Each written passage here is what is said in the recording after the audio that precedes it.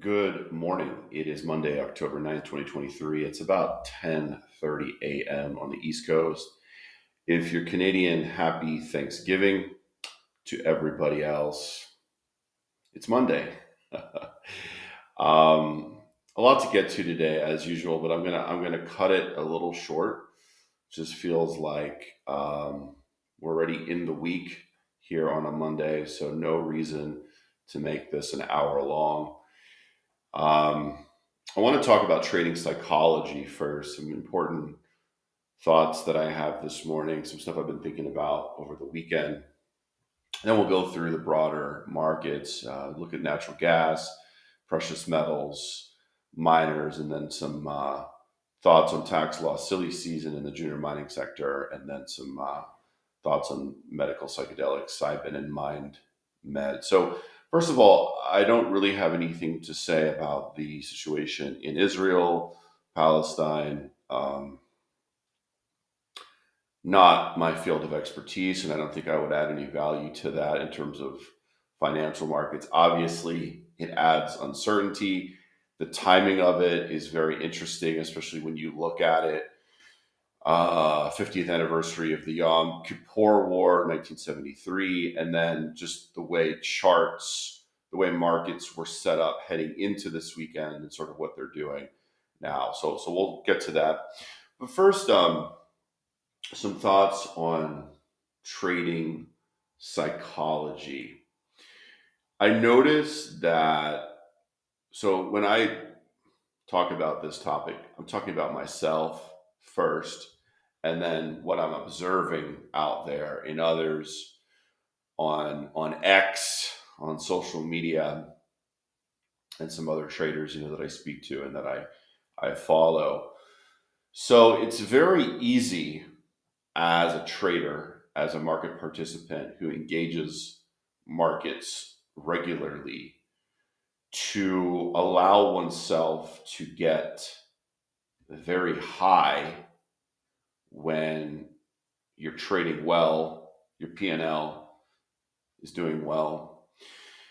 And then on the flip side of that, to get very low when you have a series of losing trades and you're losing money or you're suffering a drawdown, right? And this is just part of being human, the ebb and the flow of life, ups and downs in emotions. But really, it's very important as a trader. This is probably one of the most or the most important skill to practice, remaining calm through it all and not letting oneself get too high or get too low. And that's really important. So one example is, let's say you've just had a tremendous week, maybe one of your best weeks ever in terms of profits. And how do you behave? What happens to your mindset then? Do you allow yourself to get cocky and overconfident? Do you brag? Do you post screenshots of your P&L on social media? I would say those are unhealthy things to do. Bragging, gloating, getting cocky.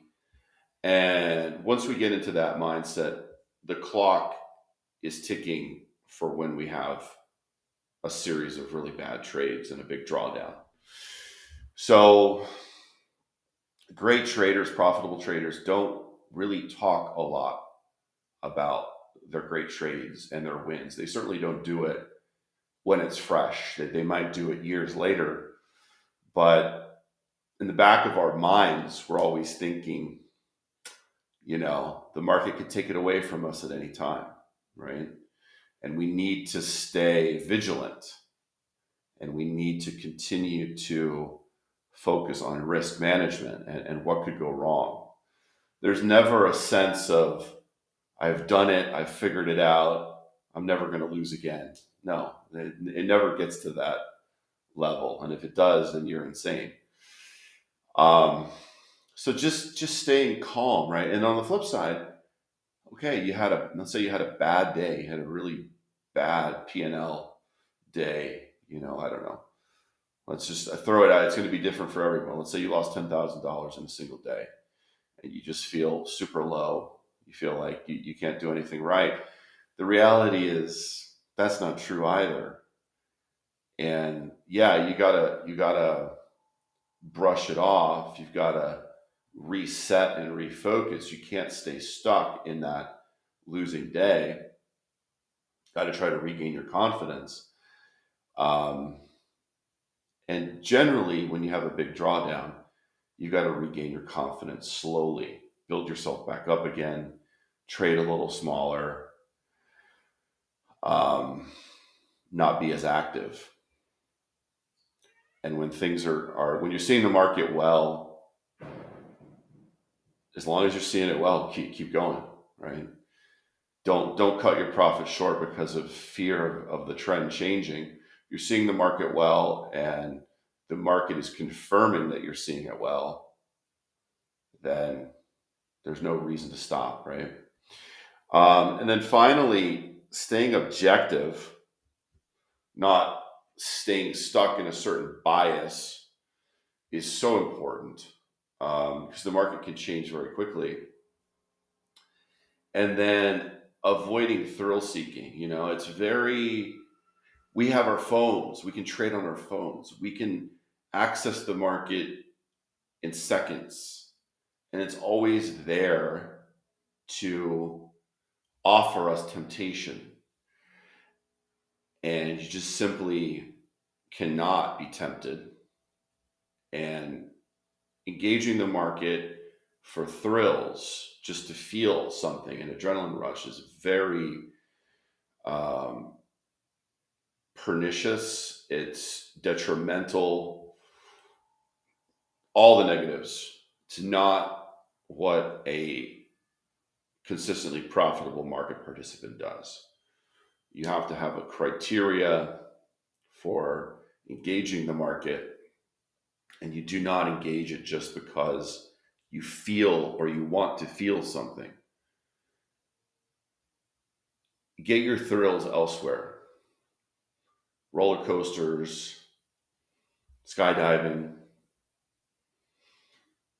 I don't know, wave runners, jet skis. Just do it somewhere else that's healthy and you can't hurt yourself too badly. The market is not for thrills.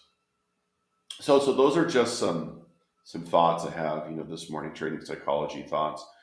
Let's talk about the broader markets now. So obviously, one of the results of this conflict in the Middle East is that markets are pricing in a lower chance of a Fed rate hike on November 1st. I've been consistently saying I don't think the Fed hikes again this year. In fact, I think there's a good chance they don't hike again, period. Markets are starting to come around to that right now. And gold is up as a result of that. We're up about 1% here, 1864.50 on the December gold contract. And, I wrote this blog on Friday morning talking about how cash is no longer trash, how you can get 5% yield on a checking account now. And then I talked a little bit about the gold picture and how a lot of people were talking about the relative strength index, the daily RSI for gold was really low last Thursday, Friday, and gold was really oversold. All true, all true. You can see 9 days down in a row, down, I don't know, $130 an ounce there, basically in a straight line since that Fed announcement on September 20th. So I made it clear there is a good chance we are close to a bounce in gold. And so far, that's what we're getting, almost $50. So we've gone from 1823.50, basically Friday's low, and we've gotten as high as 1869.50, so $46 an ounce. But I also said that the technical damage in gold is pretty significant. And while we're definitely geared up for a bounce, do a bounce, which we're getting, I wonder how far it will go.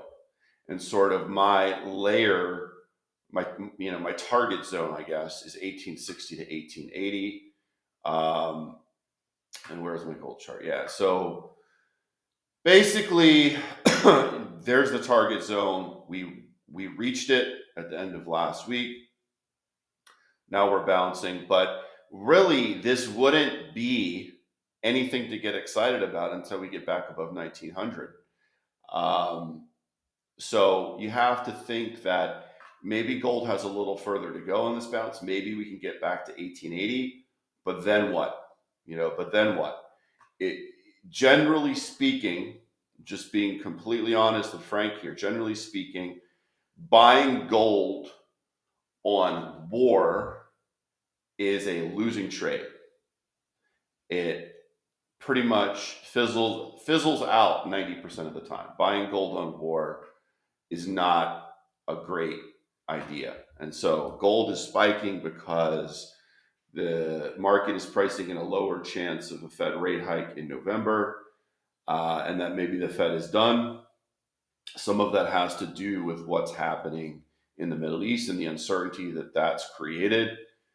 But the Middle East has been at war for decades. So is this time really different, right? And I have no way to predict it, but I just know the odds that buying gold on a spike due to war and terrorism has generally been a losing proposition. So I wouldn't want to bet that this time is different. I still think, and as I wrote in this post, I think that there's a very good chance, final paragraph, the conditions are favorable for a capitulation level washout by the end of this year. I don't think that we've seen the last of the declines in precious metals. I don't know exactly where it will end, but from a timing standpoint, my sense is it will be in the next 2 to 3 months. I don't know what level that's going to be at. It could be 1800, it could be 1780. Best case, maybe it's just a retest of 1820 in gold. Miners, so the GDX they're trying to post a failed breakout here, a failed breakdown. This $27 level broke in the last week. We got down under 26 briefly, and we've snapped back above it. It definitely felt to me like we were at a capitulation level washout sentiment in gold miners in the last 2 weeks. It definitely felt like that to me. So I would not be surprised if there is more upside to this current bounce, maybe back to 28, maybe up to 28.50. But then the same kind of thoughts I have on gold, I would have on GDX, that then what? And then maybe there's a retest of that low around 25.70 on the way. Okay, I don't have strong confidence that we've seen the last of the selling in the precious metals and mining sector. So, I can acknowledge sentiment is really negative. I can acknowledge the RSI is really low in gold, and generally that has often coincided with a major low. But at the same time, I see the technical damage in the charts, and I'm not convinced that we're going to go straight up here.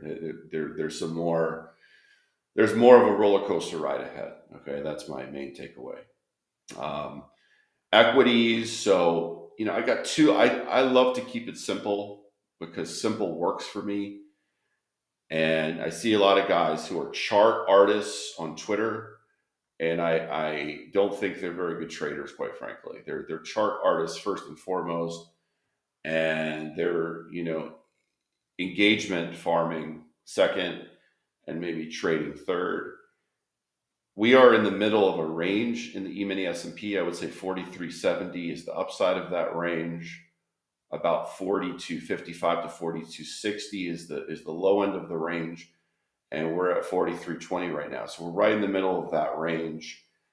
Flip a coin, the next 50 points in S&Ps. I don't have a strong confidence, but I know that I can trade this range off of levels with clear stop losses and price objectives very well, and I will continue to do so.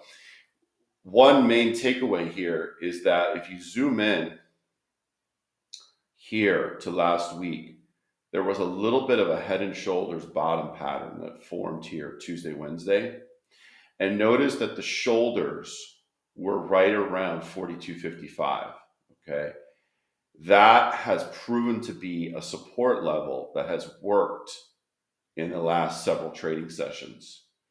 Okay. Even Friday, we got down into the 42.40s, but very briefly. And we saw a very strong rally Friday afternoon after sellers dried up down in the 42.50s. We got all the way up to 43.58.50 on Friday. That was a very powerful rally. And that's something to put in your memory bank, that the buyers were so strong down here and they were able to rally the market 100 points in a single trading session, right? So even though we're down today, we're only down 25 or 30 S&P points, I would say the bulls still have the ball here. And they have the ball as long as they keep it above 4,300. So I think that you got to give benefit of the doubt to the long side here in the near term, that even with whatever's happening in the Middle East and the fear of what's to come, we're not really down that much here this morning. Okay. So I was previously saying the last several weeks, the market is guilty until proven innocent. I'm flipping a little bit here. I think it is innocent until proven guilty, and proven guilty would be a major break back under 4,300 in the S&P. Oil back above $86 a barrel, still in this range. I mean, it's up 3 or 4% because of what's happening in the Middle East. I don't think this is a problem at 86, but if it gets back above 89 or 90, it's going to be a problem again for the stock market. $90 oil is now clearly a headwind for the economy, for the transports, and as a result, for the broader market. You know, QQQ was the leadership sector on Friday. Very strong move. You know, look at that candlestick. You can make an argument this is a bear flag that's been forming the last few weeks. And as long as it's under the falling 50-day moving average, you don't want to try to chase rallies. But a lot of energy is building up here. And just sort of, you know, what I said about the S&Ps, it's still in this range. I could say for the Qs, it's still in a very big range, 355 to 365, and we're sort of in the middle of that range right now. So no predictions, no big ones. Trade the range level to level. Natural gas. So those who've been watching these videos for the last several weeks know I've been pounding the table on natural gas since about $2.60. We're up $3.39 this morning, almost got to $3.50 overnight. So this is a very big move that we're having in natural gas. But look at this daily chart. Look at this rounding bottom pattern that has formed throughout all of 2023. And look at the power of this upside breakout that we're seeing now. The volume is confirming the uptrend. It is accelerating with the upside move. And a lot of people ask me price targets. You know, what's your price target? You know, I said on the breakout above $3, I would see 20 to 30% of near-term upside. I still stick with that. I can't predict how far a market move can go. You just have to manage your trades based upon your risk tolerance and time frame. Trend following says you follow the uptrend as long as it wants to go, and you just trail a stop at a moving average of your choice. It's very hard to guess how far a market can move. But you see this major, what is this, 9 month rounding bottom pattern, and $4 is a very conservative upside target. It could definitely go higher than that. Um, but it's up to you to manage your trades based upon your style and your preferences and your risk tolerance. Okay, it's not for me to tell you, but obviously there is still plenty of upside left in this natural gas breakout. And I'll just keep it simple. And now $3 is support. It's not more complicated than that. The previous key breakout level was $3. It's broken that level now. The breakout level is downside support for natural gas. And you can look at last week's video or a video I did a month ago for the sort of the bullish thesis, the fundamental thesis. That is still fully intact. Nothing has changed there whatsoever. Um, so yeah, I mean, the 10-year note yield. Okay, all eyes on the 10-year yield. The bond market is closed today, but what happened on Friday? Well, it looked like as sort of a shooting star. There's a big upper wick to this candlestick. So we will have to see, was Friday an inflection point in Treasury yields? The 30-year got up to 5%. Was that uh, overextended in the near term, and are we going to see some mean reversion in long end yields? A lot of Fed speakers have come out in the last few days and said, well, based upon what's happened at the long end of the curve, this bear steepening, we don't need to hike the Fed funds rate again. The market has already tightened for us, and I agree with that. I think that's absolutely spot on. A lot of tightening of financial conditions has taken place in the last 6 weeks. So I don't think the Fed needs to hike again in 2023. I think, especially with all the uncertainty there, the macro backdrop and the war risk, the best thing the Fed can do is just to stand pat, sit tight, and let the economy and markets seek their level. Just work things out through the forces of nature and economics, right? So, moving on. We talked about gold. Definitely Friday at the lows there, 1823.50. Gold reached extreme oversold on multiple frames, daily, weekly, hourly. The bounce we've seen, and some of it is due to terror attack in Israel. Like, you can't make this stuff up, but the chart was set up for an oversold bounce, and then the news sort of aligns with that oversold bounce in gold. And definitely we could have further to go on this move back to maybe 1880, maybe even 1890. But then if we did get to 1890 this week, I would say, okay, that's probably it for this snapback rally. And now gold has to retest lower. I wouldn't short it here for sure. I have no position in short-term gold futures. But if it gets further to the upside later in the week, I'm talking Wednesday, Thursday, or Friday, we get up near 1890, then it would definitely be a candidate for a short-term short trade in gold futures. That's just me speculating days in advance. Doesn't mean I will take that trade. I need to see exactly the details of how it sets up before I take any trade at all. Oil is definitely a market to watch. Some of the things I said for gold could also hold true for oil. Buying oil up, 3, 4, 5% on a terror attack and war risk is generally also a losing proposition. And this rollover that oil had in the last couple of weeks is quite significant.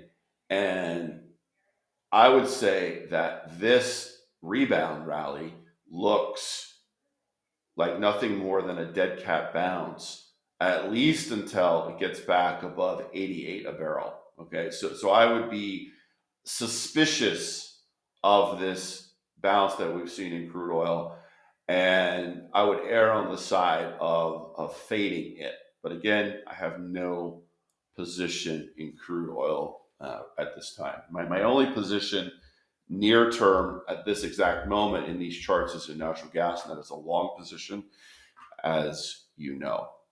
So let's move on. Tax loss silly season. So every year in the junior mining sector, we get, oh, before I get into that, so notice that gold and oil are rallying as the dollar is rallying, right? So that's risk off, fear trade, that's textbook stuff. And this downtrend in the euro dollar is really one of the strongest trends in markets today. And it shows no sign of really stopping. And there's actually very strong fundamental rationale for why the euro should continue to weaken. It looks like the ECB is done tightening. The Eurozone economies are much weaker than the economy in the US, and I could go on. But the fundamentals here are very strong in favor of this downtrend continuing. Uranium has been very volatile the last couple of weeks. We saw a big sell-off. We saw a snapback rally. Now we're seeing another sell-off here today. This is one to watch, that like this sector, because also, like I said, with the euro dollar, the fundamental bullish thesis for nuclear energy and the uranium sector are very, very strong.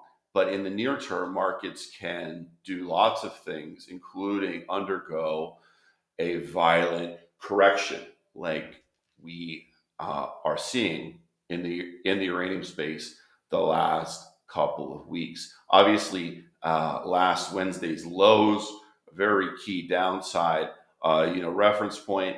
Wouldn't be surprised if that got retested in the next couple of weeks, but longer term, I have to stick with the trend, and the trend is very clearly higher in the uranium sector. So tax law silly season in junior mining. Just I want to say a few things about this. So we are entering Q4. We are in what I would call tax law season.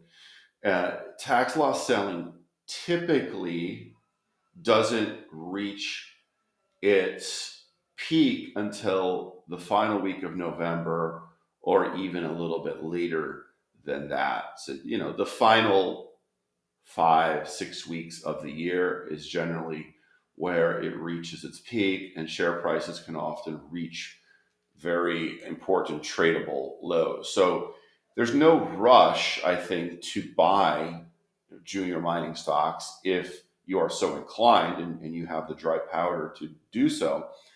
I think number one key mindset is patience, waiting for the right price, the right pitch, essentially, and being prepared and being ready, meaning you have your order ready, you're ready to buy it when it sets up and your price level is reached. You want to also do research over the next several weeks to identify what is your list of stocks that you are interested in taking advantage of tax loss silly season by accumulating these stocks. And then what is the valuation, what is the price level that you want to be a buyer at?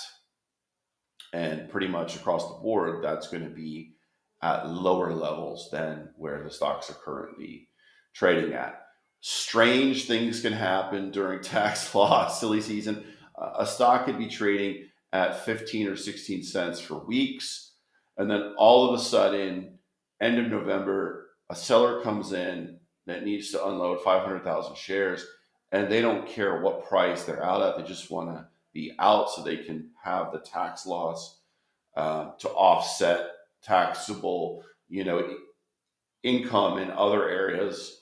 And they might knock the stock down to 11 cents or even 10 cents. So from 16 cents to 10 cents, 30, 40% downside moves can happen.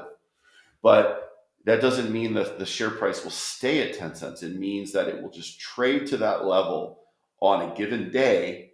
And then very often, either within hours or days or a couple of weeks, the stock will rebound and V bottom back to the level it was trading at before the tax loss seller hit it. Decided to hit the bids. So that means you need to have orders resting in the market at those lower levels, or else you won't be able to get it at those prices. And this. So for me, I want to be bidding for stocks that if I get filled on those buy orders and the market doesn't come back very quickly, I am comfortable holding those stocks for several months. So I'm willing to hold them into January, February of next year because I see the value. Number one, I have strong confidence in the management team, and I see catalysts ahead for the company. So there will be company specific news and milestones reached in the new year. So I think those are very important criteria for what would make an attractive tax loss season buying opportunity in the junior mining sector. So we have 2 months ahead. The next 2 months will be filled with opportunities to buy junior mining stocks at very attractive levels.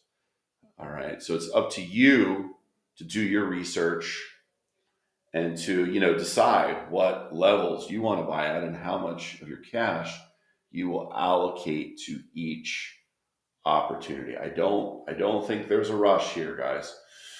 I think we have a solid 2 months of tax loss silly season ahead. An example of maybe a tax loss silly season candidate would be Victoria Gold, VGCX. So this is a producer, um, and among many things that I like about it is the consistent insider buying. And you can add up these numbers, but it's hundreds of thousands of dollars this year in insider buying. And just in the last month, so since the beginning of September, you've seen a significant tick higher in insider buying, including some pretty big purchases: $57,000 worth, $23,000 worth, $25,000 worth. Right. So you add it all up. This is a significant amount of money that insiders are putting into the company with open market purchases. And the valuation, I mean, 382 million Canadian market cap. So in US dollars, that's less than 300 million for a company that has millions of ounces in gold in the ground and is producing somewhere between 150,000 and 200,000 ounces a year, um, with plenty of potential for expansion. Um, yeah, I mean, it's if the gold market wasn't so out of favor, you wouldn't have opportunities to buy a company like this at this valuation, right? So this is a classic candidate, and this would be, you know, a bigger market cap than we would generally look to during tax loss, silly season. But I also sort of think that you don't need to go to the really high risk stuff during the next couple of months. I think investors, traders in the junior mining sector can look at this sort of mid-tier, um, higher quality um, section of the gold mining space because the valuations are so good. The valuations are so cheap, they're so attractive um, that I think it's a great opportunity setting up here. And obviously you can go to the high risk stuff if you want, to the 5 million market cap, 10 million market cap companies. You absolutely can, but make sure that they have capital and there's no immediate financing risk. So I think that's a really important criteria as well. You don't want to be tax loss buying a company that is going to be forced to dilute at these extremely low valuations. You want to be able to weather the storm, so to speak. So Victoria Gold, I Am Gold, IAG on the NYSE. This would be another one that I would be looking to accumulate here in the next couple of months. That's definitely a mid-tier. That's $1 billion market cap company. I've talked about it a couple times recently, but they have a big catalyst coming in Q1 2024, and that is commercial gold production and first gold pour at their Cote Lake mine, which will come online early next year. So that's a big catalyst. Hopefully they can execute, keyword execution, in the good way. Newfound Gold, again, this is in that $1 billion market cap area. And actually, the symbol is NFGC in the US. This is in the $1 billion market cap area. And look at the chart. Company has put out some of the best results, the best gold drill results I've seen in the last decade. And look at the chart. So lots of opportunity to accumulate quality at attractive valuations. And then wrapping up Mind Medicine and CYBN, so medical psychedelics. So MindMed has been obliterated in the last month from $4 to under $3 in a straight line. I don't have a great answer to why it's been so aggressively sold off. I hope, I don't know. I hope that it's nothing to do with the phase 2 trials the company has ongoing for anxiety and ADHD. They're studying MM120 LSD compound, their proprietary compound of LSD for anxiety and ADHD. I wonder if there's just a disgruntled shareholder that's puking it up, but the chart has gone from looking good in early September to looking awful today. And I'm just going to be honest, it's been crushed. But the reason why I mention these two is that we're going to see a lot of results from companies in this little tiny biotech subsector called medical psychedelics. And MindMed and CYBN are two of the leading ones. CYBN has a much better chart than MindMed. Obviously, 0.72 Stevie Cohen's family office fund was a buyer of the stock in September and gave it a lot of attention.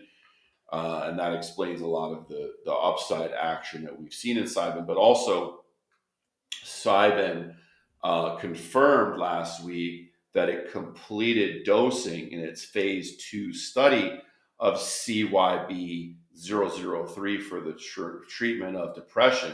So CYB003 is the company's proprietary psilocybin compound for the potential treatment of depression. So this is a big clinical trial. I mean, this is going to be widely watched, widely covered, and when the results come out, in this quarter. Okay, so their company expects to release top line data in the fourth quarter of this year, and then to commence a pivotal phase 3 study early in 2024. So the fact they're talking about that phase 3, I think that they're pretty confident the phase 2 results are going to be compelling, but we'll have to see. This is going to be something that's going to be widely watched, and I wouldn't be surprised if Stevie Cohen, looking ahead, the reason why he bought the stock was because that's the catalyst he sees, is this phase 2 readout in the next few months, followed by the FDA meeting in Q1, and then the commencement of phase 3. Those are big catalysts for CYBN. So both of these stocks are two stocks to watch here. Definitely on my watch list. Potentially very explosive catalyst for both of these companies before year end. So that's a wrap for me today. I think I got through all my talking points. You can see the S&P 500 is just sort of marking time here in the 4320s. Gold is seeing a little uptick here to 1866.50 in a pretty thin Monday holiday. You could call it a holiday Monday because it's Columbus Day and it's also Thanksgiving in Canada. Tomorrow is going to be a much bigger trading session, and then Wednesday we get PPI in the US, and Thursday is CPI. So a big week ahead. I hope you have a great trading week. And again, if you found value in this video, please hit the like button and subscribe to my channel on YouTube, Goldfinger Capital. Thank you.